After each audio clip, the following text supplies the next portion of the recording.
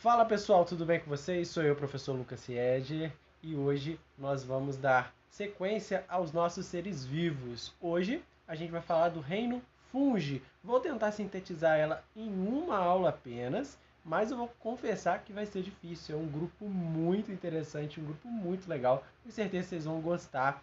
E ele, apesar de ser muito esquecido, ele possui uma diversidade e uma importância muito grande. Então fiquem comigo aqui que vocês vão gostar da aula de hoje, eu tenho certeza disso, tá bom? Vamos lá. O reino fungi, pessoal, nada mais são os fungos que a gente está tratando, né? Eles são representados por cogumelos, leveduras, bolores, né? Tudo isso são fungos, né? Às vezes a gente se esquece que eles são seres vivos porque eles estão ali na dele, são muito difíceis de serem encontrados, são muito raros, muitas das vezes, e eles possuem uma importância muito interessante que vocês vão ver já já. Primeiro de tudo, as leveduras são seres microscópicos, são fungos microscópicos, né? É um tipo de fungo. Outros possuem essa estrutura bem visível que nós podemos ver, que a gente chama de cogumelos. Eles possuem diferentes formatos, alguns bem engraçados, outros bem feios, outros muito bonitos, coloridos, né? Existe uma variedade muito grande de cogumelos. É um grupo muito interessante de ser estudado também.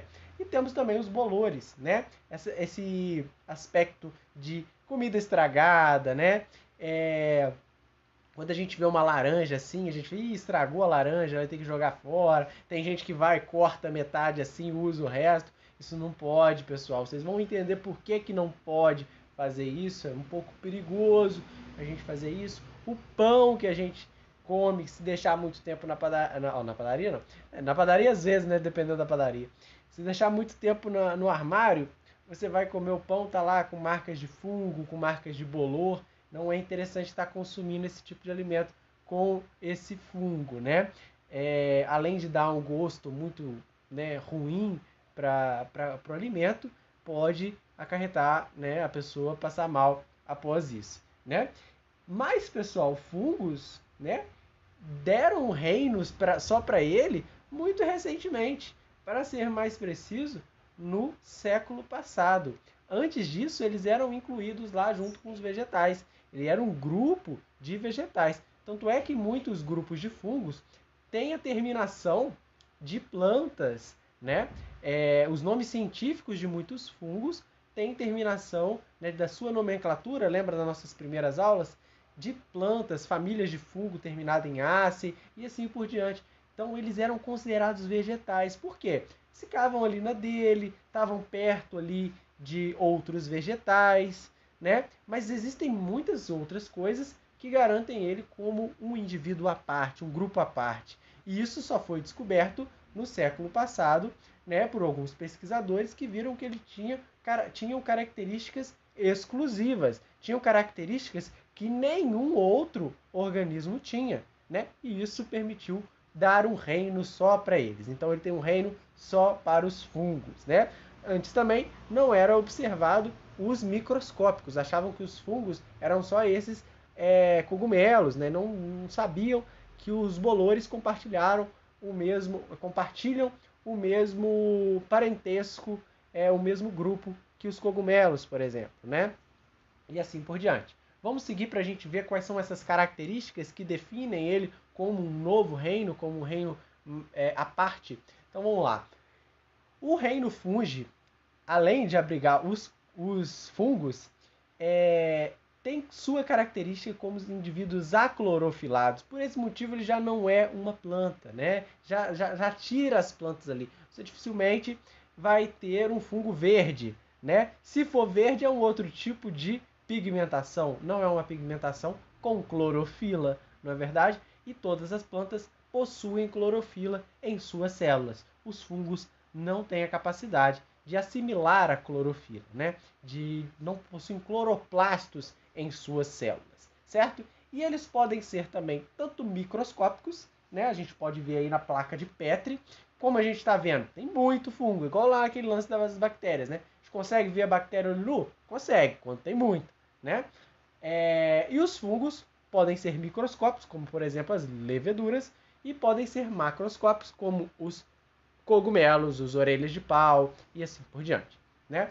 Eles são eucariontes, né? São indivíduos eucariontes. Significa dizer que sua célula contém núcleo, né? Diferentemente das bactérias. As bactérias são o reino Monera, né? Digamos assim, o grupo do reino Monera é o único grupo que não é eucarionte. Eles são o quê? Procariontes. Muito bem. A gente pode dizer também que eles podem ser uni- ou pluricelulares, né? Pode possuir uma célula, no caso da levedura, é uma célula só. E também podem ser multicelulares ou pluricelulares, como os cogumelos, né? Se eles possuem, se a gente consegue visualizar ele, teoricamente eles seriam pluricelulares, não é? E é o que acontece, eles possuem várias células, embora eles não formem tecidos, né? Isso aí não são tecidos verdadeiros. Então, outra característica que o tira dos vegetais, né? Os vegetais possuem tecidos verdadeiros, sim, e os fungos não, né? É uma maçaroca de células ali. E a outra característica que tira ele do grupo dos vegetais, talvez a característica mais visível, assim, é que eles são heterotróficos, não é?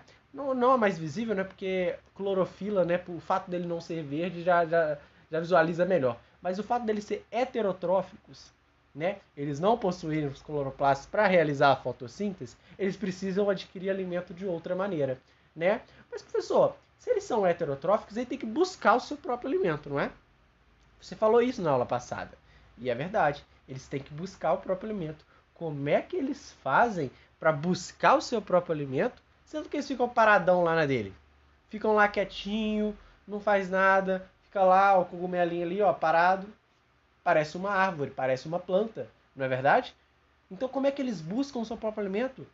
Essa é uma característica incrível, que eles possuem estruturas que facilitam a absorção de nutrientes, né? Essas estruturas a gente vai ver nos próximos slides, são chamadas de hifas. As hifas fazem a absorção dos nutrientes, ok? Então ela como se fosse uma digestão extracorpórea, né? E eles vão absorvendo esses nutrientes do organismo.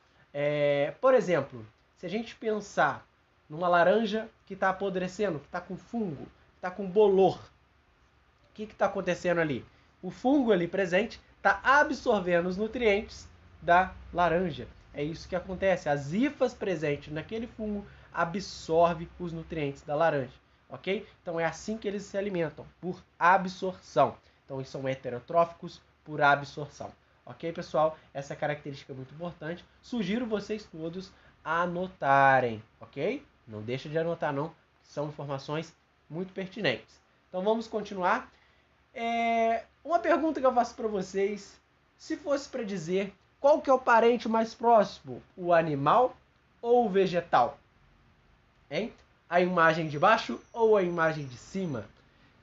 Vocês, teoricamente, né, olhando para um fungo, olhando para um cogumelo, vai falar assim, poxa, ele parece muito mais com uma planta, não é? Ele tá ali paradinho na dele, fica ali, ninguém mexe com ele, você não vê um cogumelo andando para lá e para cá. E um animal não, né? Um animal anda, um animal tem comportamentos, né? Diferentemente de um fungo. Eu não vou observar isso no animal. Mas é aí que a gente se engana, pessoal. É aí que a gente cai. Porque é aí que o Enem, o PISME vai pegar quem está manjando bem de fungos, ok? Os fungos são muito mais aparentados aos animais, a nós, humanos, do que uma planta qualquer. Sabiam disso, pessoal? Pelo simples fato de que eles não possuem clorofila, a gente já falou aqui. Ou seja, se eles não possuem clorofila, eles não fazem fotossíntese. Então, se não faz fotossíntese, está muito mais próximo da gente. Outro ponto é que eles são heterotróficos. Você não vê nenhuma planta que é heterotrófica, não é verdade? E também a sua parede celular é diferente. Ela não é parecida com uma parede celular de planta. Parede celular de planta, né? Pô, vamos voltar. Tem parede celular na sua célula? Então, pera aí. Eu lembro lá do primeiro ano que célula que tem parede celular é célula vegetal, né? Então, está muito mais próximo do vegetal, não? Não, porque o componente dessa célula é um componente que só tem nos animais, a quitina. A quitina, não é queratina não, tá pessoal? Queratina é outra coisa. A quitina está presente, por exemplo, nas crostas, né, de insetos, no exoesqueleto de insetos. Né? Quando você pisa numa barata, faz um crack. O que é aquilo? O crack é a quitina que está quebrando. Não é? Então a carapaça de insetos, carapaça de crustáceos, de artrópodes no geral, tem quitina. E na parede celular de fungos também. Olha só que interessante. Então, outro ponto que mostra que o parentesco com os fungos e animais é mais próximo do que fungos e vegetais, ok? E o que eu gosto mais de dizer, que as provas cobram mais, a característica que mais assimila esse parentesco é o armazenamento de energia em forma de glicogênio. Ok, pessoal? As plantas armazenam energia, armazenam o seu carboidrato em forma de amido. Se você vê ali, amido de milho, amido de mandioca, amido de batata, né? A gente utiliza na nossa alimentação. O amido é a reserva energética das plantas. Dos animais é o glicogênio. E por coincidência ou não, os fungos também têm esse tipo de armazenamento de energia através do glicogênio, tá? Um conjunto de carboidratos que servem para armazenar e guardar essa energia, né? Carboidrato e energia, para consumir posteriormente.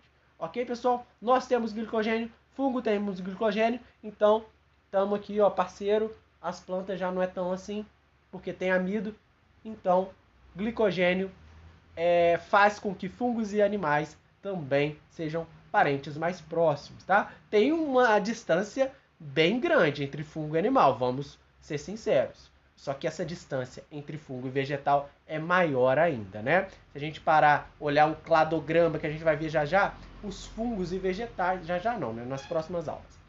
Os fungos e vegetais estão numa distância bem maior do que fungos e animais. Tá bom, pessoal? Isso pode cair. Aqui eu coloquei uma imagem para vocês. Não dá para ver aqui, né? Tem que apontar com a setinha.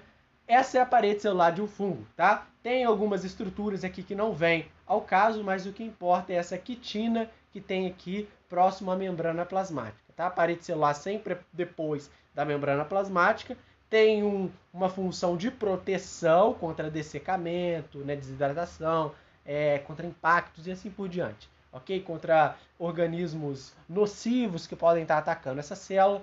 Então, ela tem um reforço de quitina para auxiliar nessa proteção, certo? Vamos continuar que a aula, eu estou tentando fazer ela ficar em 30 minutos ela inteira, não sei se eu vou conseguir.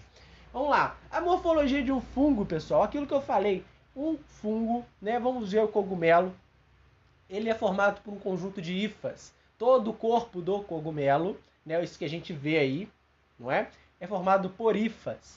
E quando a gente vê um cogumelo, a gente acha que o indivíduo é só ele, só o cogumelo.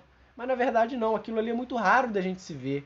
A maior parte da vida do fungo fica na terra, a gente não vê. Ou fica no substrato, ele pode ficar numa árvore, por exemplo. Né? Ele só aparece essa estrutura, esse corpo de frutificação, quando ele vai se reproduzir. Eu já vai falar de reprodução, é bem interessante. Apareceu o cogumelo, essa estrutura reprodutora, ele vai se reproduzir, quando reproduzir, aquela estrutura vai morrer, vai embora. Mas o fungo morreu? Não. Ele não morreu, ele continua na terra. As hifas dele estão vivas ali e a gente não consegue ver, porque essas hifas são microscópicas, tá bem? Então, temos as hifas que formam o cogumelo, que formam o fungo, e temos também o conjunto de hifas que a gente chama de micélio. Então, se eu pegar todas as hifas, né, de um cogumelo, eu tenho um micélio, tá bem? Micélio, conjunto de hifas. Anota aí do lado que eu não coloquei. Micélio, conjunto de hifas. Embaixo ali do cogumelo, tem um guarda-chuvinho aqui, né? Embaixo, ao lado do pé dele, eu tenho as estruturas reprodutoras que a gente chama de esporos. Os esporos vão sair por ali e vão ser carregados pelo vento, ok? Quando a gente trabalha de fungos, como os bolores, que não aparece esse corpo de frutificação, a gente tem as hifas e uma estrutura que se assemelha muito a esse corpo de frutificação, que é o esporângios. Né? Os esporângios vão abrigar os esporos e posteriormente vai sair aquele pozinho que a gente vê nos nos bolores, esse pozinho nada mais é que os esporos que estão sendo dispersados. Ok, pessoal? Os cogumelos também possuem essas estruturas, esporângios, só que embaixo ali desse chapéuzinho de guarda-chuva que ele possui, ok? Então os esporângios, né, são lugares ali no corpo do fungo que vai abrigar esses esporos que, quando eles estiverem prontos, vão ser liberados no ambiente e dispersos através do vento, tá ok? Os esporos de fungo estão em todos quanto é lugares, pessoal. Aqui eu tenho certeza que tem muito esporo de fungo, né? Se eu deixar um pão aqui, né, 2 semanas aqui no meu quarto, ele vai pegar fungo. Mas de onde veio esse fungo? Né? Do ar. Temos milhares de esporos que a gente não consegue ver. Só consegue ver se ele tiver muita coisa ali, muito esporo junto. Então a gente não consegue ver porque ele é muito pequeno. E quanto menor, mais fácil de ser transportado. Né? Bate um vento, acabou, levou tudo e a gente nem consegue ver.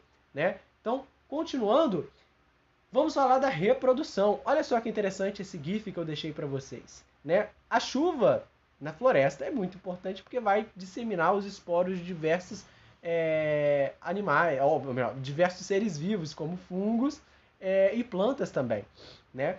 E esse fungo especial, ele libera os esporos através das gotas mesmo. Olha só que interessante. Isso aí é uma nuvem de esporos que estão sendo dispersos para diversos lugares. E quando esses esporos caírem no ambiente, vai realizar a reprodução.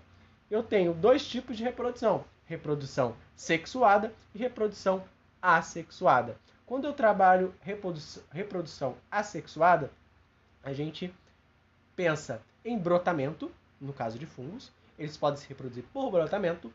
Quando, por exemplo, as leveduras adoram se reproduzir assim. É muito mais fácil para elas reproduzir por brotamento. Então, ela é um indivíduo unicelular.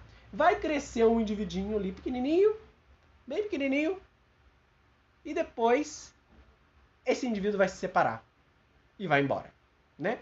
Mas, professor, isso aí não é divisão binária? Quando uma célula se divide em 2 e ela vai para outro lugar e assim por diante, uma célula mãe dá origem às células filhas. Parece, mas não é, porque o broto é diferente, né? O broto, quando ele vai surgindo, ele demora bastante para sair. Até ele ficar pronto o suficiente, né, maduro, digamos assim, suficiente para sair, ele não sai, né? E pode, por vezes, em levedura é muito comum isso, nascer um broto no outro broto. Olha só que interessante. Isso a divisão binária não acontece, né? Então, nascer um broto em cima de outro broto não é divisão binária, e sim brotamento, tá bom? Então, essa é a diferença do brotamento para a divisão binária, tá? Não ocorre divisão binária nesse caso. O outro tipo de reprodução assexuada é a esporulação. A gente consegue ver aí na imagem que a esporulação é a liberação de esporos, né? E esses esporos vão cair no ambiente e vão originar outro ser vivo, né? Eles vão germinar e nessa germinação origina novas hifas e posteriormente essas hifas vão dar origem ou não ao corpo de frutificação para dar origem a novos esporos, né? Completando o ciclo que eu acabei de mencionar da esporulação. Tá ok, pessoal? Então, essas duas são reprodução assexuadas, tá bom? E a reprodução sexuada, que a gente vai ver agora, também envolve esporos, só que tem um detalhe diferente. E esse detalhe você tem que estar sabendo na hora da sua prova, tá bom? A reprodução sexuada envolve gameta? Quase. O que a gente chama de gameta aqui não é propriamente gameta, né? São a fusão de núcleos, né? Que se assemelha muito a uma fecundação. Então, por isso que a gente vai dizer que é uma reprodução sexuada. Então, envolve não uma troca de gametas, mas uma fusão de 2 núcleos. Tá? Nós temos aqui um corpo de frutificação. Quando temos esse corpo de frutificação, o cogumelo que a gente conhece, que significa dizer que ele quer reproduzir. Ele quer dar origem a novos seres vivos. Não é verdade? Então, quando ele faz isso, lá na hora que ele vai reproduzir, os núcleos lá das hifas nessa estrutura aqui que a gente chama de lamelas, me perdi um pouco, nessas lamelas ocorre a fusão de núcleos. E esse indivíduo que era haploide se torna diploide, ou seja, esse indivíduo que era N juntou um núcleo dele com o outro e se formou um só, com 2N. Então ele é diploide. A gente chama isso de cariogamia. Gamo significa juntar, gamia significa juntar, e cario significa núcleo. Então a junção de núcleos nesse processo chamado cariogamia, uma estratégia muito interessante, forma um zigoto 2N diploide, que posteriormente vai sofrer meiose. Então, meiose significa reduzir o número de cromossomos.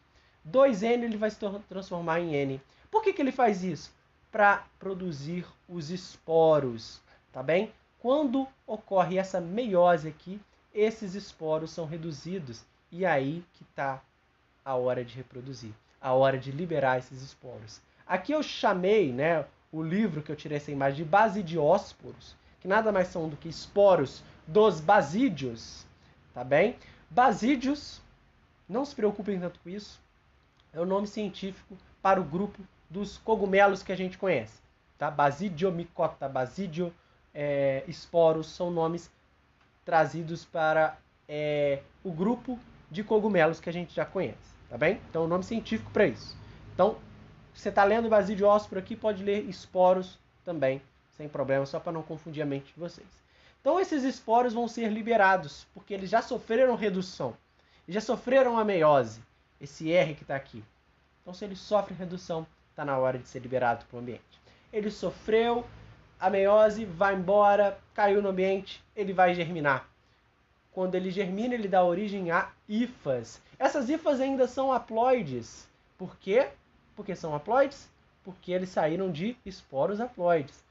Quando ele cai no ambiente, essas hifas vão se unir novamente, né? Hifas de indivíduos diferentes, pode ser também.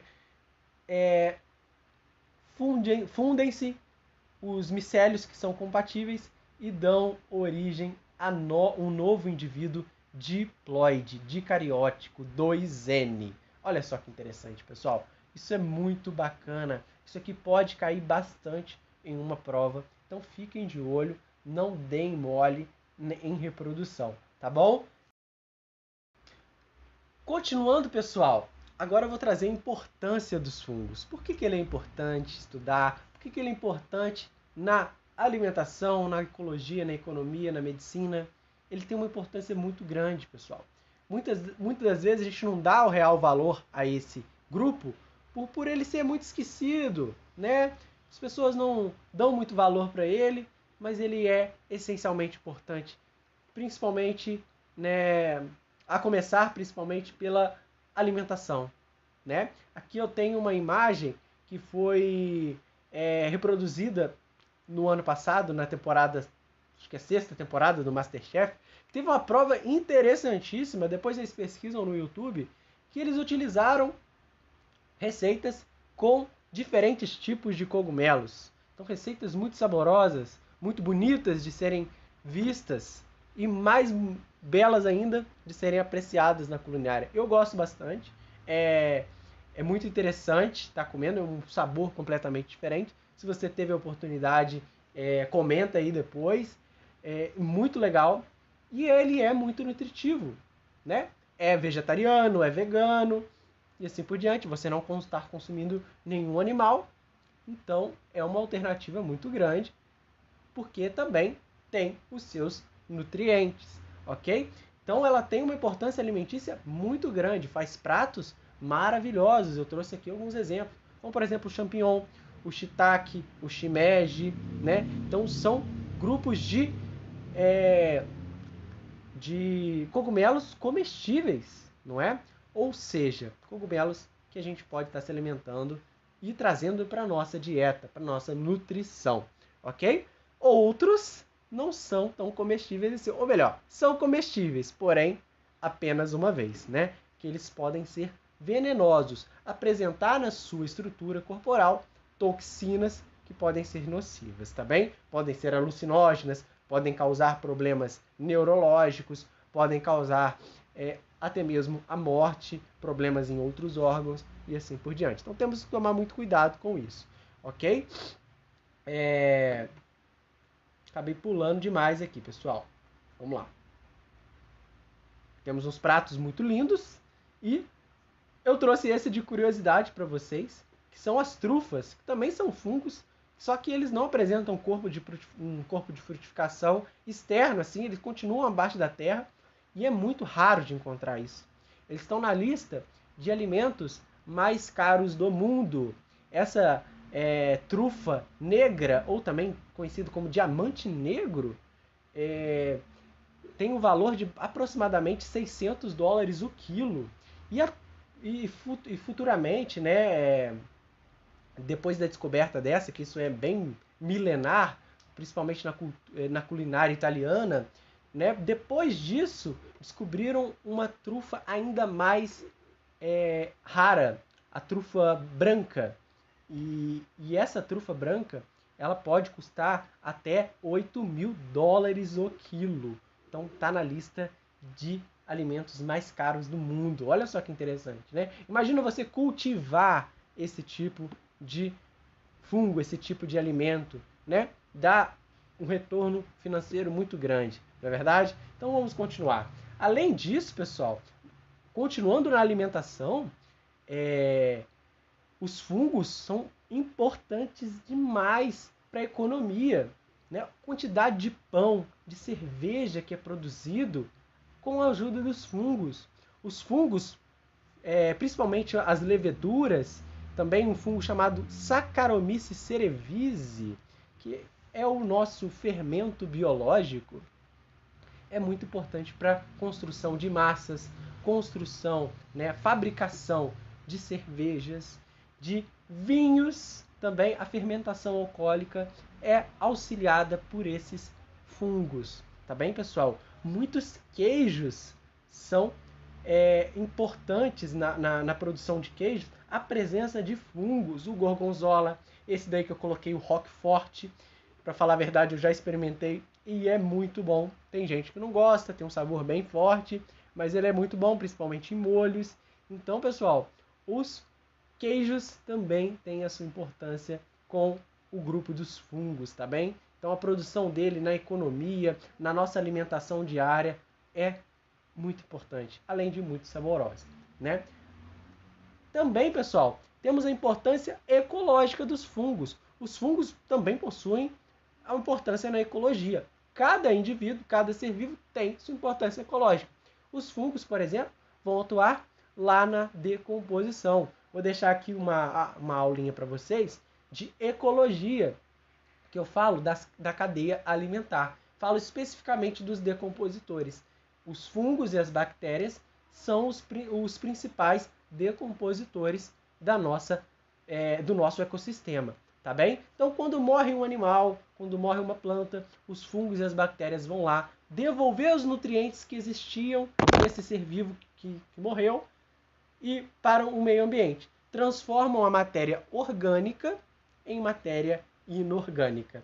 Tá bem? Então, a gente pode visualizar isso aqui nessa imagem, uma maçã com processo de decomposição, né? Os alimentos que estão estragando, pessoal, nada mais são do que eles estão indo para sofrendo o processo de decomposição, né? Perdendo essa matéria orgânica e assim por diante. Outro ponto importante na ecologia é a presença de parasitos, né? Em plantas, como a gente pode ver aqui, isso aqui é uma, não sei que folha é essa, mas isso é muito comum em plantações de café.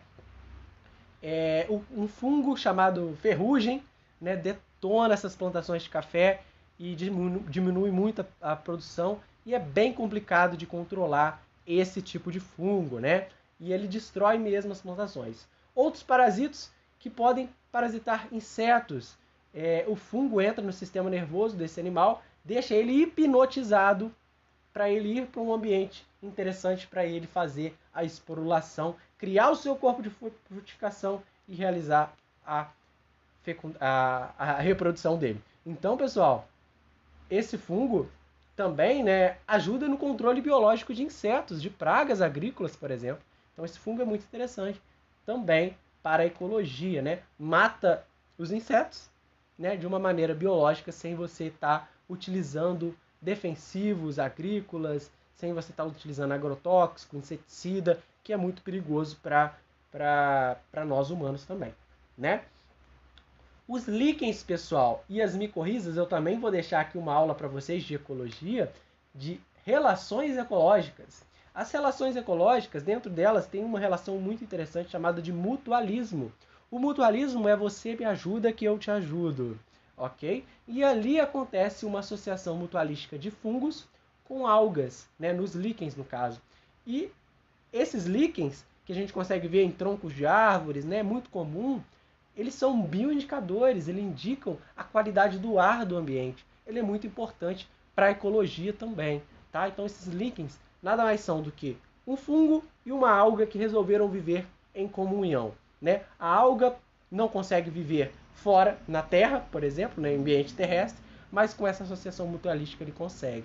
E os fungos, por exemplo, se alimentam com todo o processo de clorofilização, né, de fotossíntese, digamos assim, das algas, tá certo? Então, ele tem alimento e a alga tem abrigo, formam essa associação mutualística. As micorrizas, pessoal, é talvez o avanço evolucionário mais importante das plantas, porque as micorrizas permitiram a maior absorção de nutrientes para as plantas. As micorrizas estão associadas às raízes das plantas, são fungos que se associam mutualisticamente a raízes das plantas que ajudam na absorção dos nutrientes. Só a raiz em si não é o suficiente para absorver todos os nutrientes. Com as micorrizas, ela consegue absorver mais consecutivamente, crescer mais, ganhar mais porte físico, ou seja, ocupar novos ambientes, tá bem? Então foi muito importante as micorrizas. Então é uma associação mutualística entre fungos e raízes de planta, tá bem? Anota essas coisas que eu falei, porque nossa aula está chegando ao fim. Outro ponto muito importante que merece uma aula só para isso é a importância epidemiológica, a importância médica dos fungos, né? Além de todas as doenças que eu vou citar no próximo slide, que é uma importância médica, temos também a produção de antibióticos. Alguns séculos para trás, boas décadas para trás, esse pesquisador, Alexander Fleming, descobriu algo que revolucionou a medicina. Ele descobriu a penicilina, o primeiro antibiótico, né, através de um fungo chamado Penicillium. Ele descobriu completamente acidental. Ele não sabia o que ele estava fazendo. Ele estava tentando descobrir um remédio, né, uma vacina para alguma coisa, contra infecções, contra alguma coisa. Ele estava tentando fazer algum remédio interessante. Só que ele estava muito frustrado. Ele não estava conseguindo. De jeito nenhum ele conseguia fazer um antibiótico interessante para qualquer tipo de infecção. Ele não estava conseguindo. Então ele largou tudo, pegou os cultivos, a placa de Petri como essa daí, e jogou lá no canto do laboratório dele, falou, quer saber? Que se dane isso, eu vou tirar umas férias. Então ele fez isso. Foi, tirou umas férias, já era verão, foi pra praia, curtiu um pouco com a família. Uma semana depois ele volta. Foi pro laboratório, viu, tava tudo cheio de fungo, falou, pelo amor de Deus, estraguei todo o meu material, não guardei isso direito, vou ter que fazer tudo de novo. Aí ele olha ali que a cultura de bactérias que ele tinha feito, né, para tentar matar, já tinha morrido. E cresceu uma crosta de fungo bem grande na região onde as bactérias estavam mortas. As bactérias que ainda estavam vivas não chegaram na região do fungo. Então ele pensou, esse fungo está matando minhas bactérias. E é isso que eu quero. Eu quero uma coisa que mate minhas bactérias. Então ele foi cultivando esse fungo e percebeu que esse fungo era excelente para matar bactérias. Então ele conseguiu fazer o primeiro antibiótico de uma maneira acidental, mas ele conseguiu. Ele fez o primeiro antibiótico e foi testando na população e as pessoas pararam de morrer de infecção. Né? Antigamente a pessoa tinha uma unha encravada, ia fazer uma cirurgia, dava uma infecção, a pessoa podia morrer por causa disso. Agora, com o advento da penicilina, isso não acontece mais. Então, esse rapaz aí revolucionou a medicina com a criação da penicilina. Tá bem, pessoal? Então, olha só que importância que os fungos possuem, né? Hoje em dia ele é utilizado bastante também, né? A penicilina recebe o nome também de hoje de benzetacil. Dói pra caramba, não dói? Quem já tomou aí, depois me fala, mas ela é importantíssima, tá bem? É um antibiótico muito forte. Outro ponto importante para a gente estudar são as micoses. Deixa eu sair daqui para vocês verem as imagens.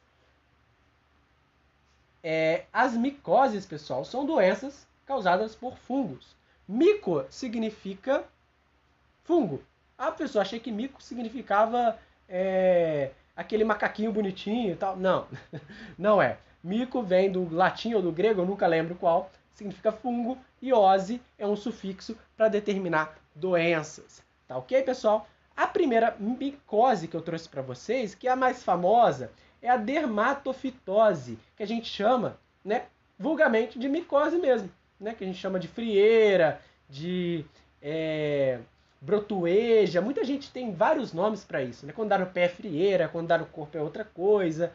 Então, essas micoses são causadas por diversos tipos de fungos e ela tem um nome, né, que a gente não chama, mas é dermatofitose, tá bem?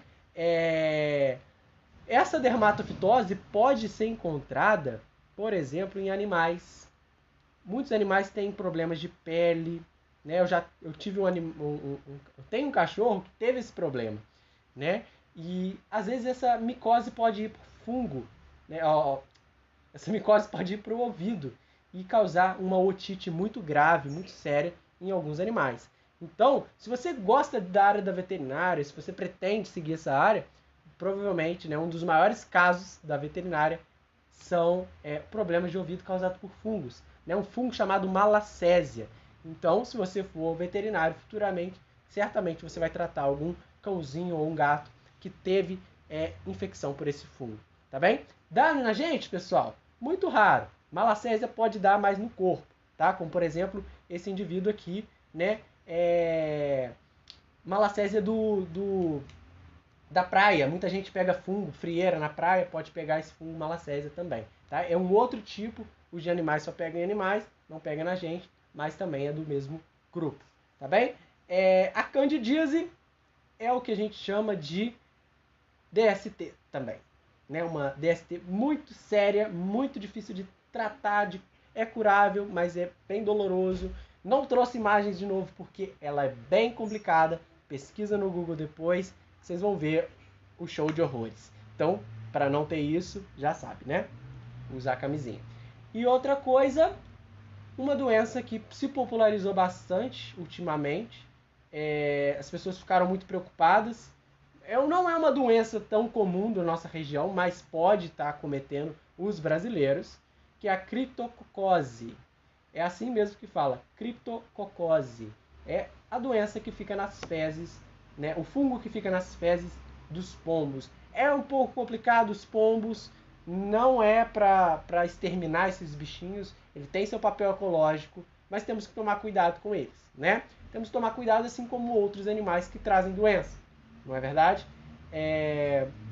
Então os pombos, eles possuem nas fezes a presença desse fungo. Se inalado, pode se alojar nos pulmões e causar problemas sérios. Então é fácil lembrar, cripto é escondido, cocose, ose, doença, lembra do cocô de fezes, vocês vão lembrar da criptococose, que é causado pelos pombinhos, né? Transmitido pelos pombinhos, causado pelo fungo, ok? E para a gente finalizar, a meningite fúngica. A gente viu meningite semana passada, que é a meningite bacteriana, mas também existe a meningite fúngica.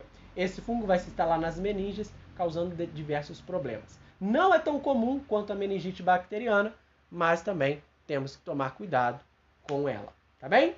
Fica com Deus, pessoal. A aula de hoje é essa, já deu meus 30 minutos, já falei demais. Se deu dúvida, manda mensagem no Instagram, pode mandar nos comentários aqui. Se eu falei alguma besteira, me corrijam.